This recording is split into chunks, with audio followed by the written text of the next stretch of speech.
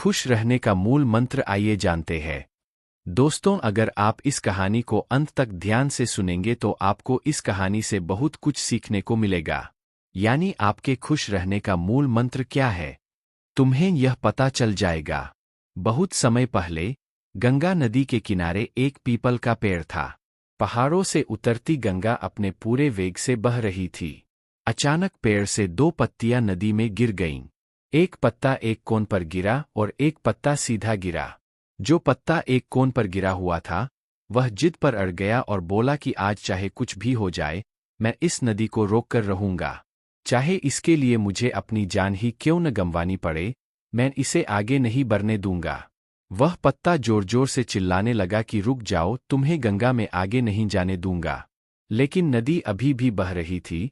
नदी को पता भी नहीं था कि कोई पत्ता उसे रोकने की कोशिश कर रहा है। इधर पत्ते की जान खतरे में थी। वह लगातार संघर्ष कर रहे थे। उस पत्ते को नहीं पता था कि बिना लड़े भी उसे उसी जगह जाना है जहां वह थककर हार कर पहुंचेगा।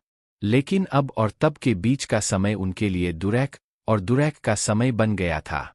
वही दूसरा पत्ता जो सीधा गिरा था, नदी के प्रवाह के साथ बड़े मजे से बह रहा था और वह कह रहा था, चलो गंगा, मैं तुम्हें आज तुम्हारी मंजिल तक पहुंचाऊंगा।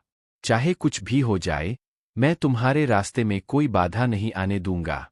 नदी को इस पत्ते के बारे में कुछ भी पता नहीं था। वह अपनी लय में सागर की ओर बह रही थी।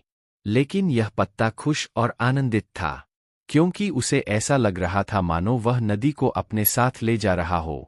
तिरछे पत्ते की तरह सीधे पत्ते को भी नहीं पता था कि वह नदी का साथ दे या न दे, नदी वही पहुंचेगी जहां उसे जाना है। लेकिन अब और तब के बीच का समय उनके लिए आनंद का समय बन गया था। जो कार्ड नदी से लड़ रहा था उसके पास जीतने का कोई रास्ता नहीं था, और जो कार्ड नदी के साथ बह रहा था उसके पास हारने का कोई रास्ता नहीं था।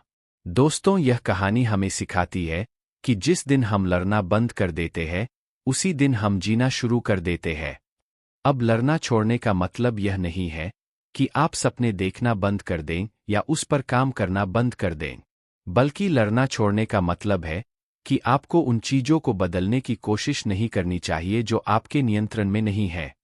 खुश रहने का यही मूल मंत्र है।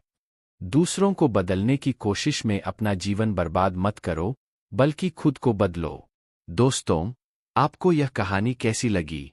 कृपया नीचे दिए गए कमेंट बॉक्स में कमेंट करके हमें यह जरूर बताएं।